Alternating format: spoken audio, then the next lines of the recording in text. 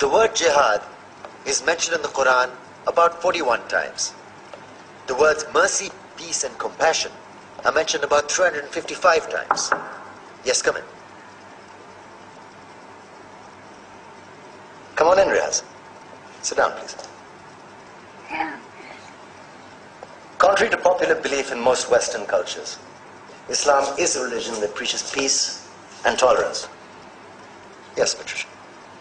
If Islam truly is a religion that preaches peace, then how come the world's most troubled spots, the West Bank, Afghanistan, Pakistan, Iraq, they're all plagued with Islamic terrorism? Well, that depends on your definition of terrorism. Some might argue that the U.S. invasions of countries like Iraq and Afghanistan are also acts of terrorism. No, those were acts of war to get rid of despotic regimes. Or a means of getting at a country's oil.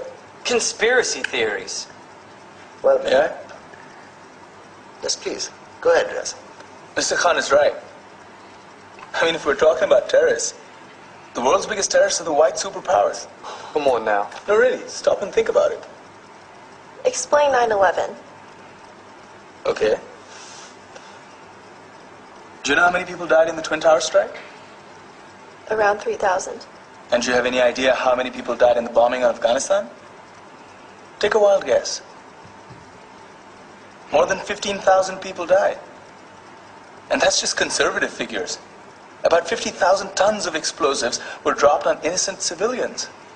Men, women, children. Yeah, but that was because of the Taliban. Now that you brought it up, did you know that the Taliban was a creation of the CIA to fight the Russians? Whatever. They were still harboring terrorists. Yeah, right. Terrorists that were never found. Just like the weapons of mass destruction that were never found in Iraq. Do you want to get into the death toll in Iraq? 500,000 civilians and counting. And what do Britain and America say when they don't find these weapons? It's simple. They just say sorry. And still refuse to relinquish control of these countries. What are you trying to say? What I'm trying to say is that just because you're American, wear a fancy suit, and call yourself the president, doesn't make you any less of a terrorist.